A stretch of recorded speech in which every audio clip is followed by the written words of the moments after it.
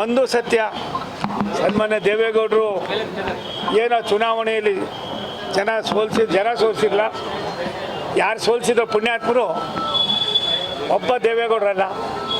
ಈ ಚುನಾವಣೆಯಲ್ಲಿ BJP ನನಗೆ ಎಷ್ಟು ಶಕ್ತಿ ಕೊಡ್ತೋ ಅದಕ್ಕಿಂತ ದುಪ್ಪಟ್ಟು ಶಕ್ತಿಯನ್ನು ದೇವೇಗೌಡ JDS ದೇವೇಗೌಡ ಸಾಹೇಬರು, ಸನ್ಮಾನ್ಯ ಕುಮಾರಸ್ವಾಮಿ ಅವರು, ಅವ್ರ ಇಡೀ ತಂಡ ಮಾಡಿದ್ದಾರೆ. ಅವ್ರಿಗೆ ನಾನು ಎಂದೂ ಕೂಡ ಮರೆಯೋಕ್ಕಾಗೋದಿಲ್ಲ. ಎರಡು ಪಕ್ಷ ಸಮನ್ವಯತೆಯನ್ನು ಇಡೀ 28 ಲೋಕಸಭಾ ಕ್ಷೇತ್ರದಲ್ಲಿ 100ಕ್ಕೆ 100 ಸಮನ್ವಯತೆಯನ್ನು ಕಾಪಾಡಿ 5 ಬಾರಿ ಕುಮಾರಸ್ವಾಮಿಯವರು, 4 ಬಾರಿ ದೇವೇಗೌಡ ಸಾಹೇಬರು ಬಂದು ಎರಡೂ ಪಕ್ಷದವ್ರನ್ನ ಒಟ್ಟಿಗೆ ಕೆಲಸ ಮಾಡಿದ್ದು ನಾನು ಒಂದೇ ಕ್ಷೇತ್ರ. ಅದೇ ರೀತಿ ಎಲ್ಲ ಕಡೆ ಆಗಿದ್ದರೆ 28ಕ್ಕೆ 28 ಬರ್ತಾ ಇದ್ದೀವಿ ಅನ್ನೋ ಗೊತ್ತಿಲ್ಲ. ಮುಂದಿನ ದಿನಗಳಲ್ಲಿ ಅದ್ರ ಬಗ್ಗೆ ಚಿಂತನೆ ಮಾಡ್ತೀವಿ.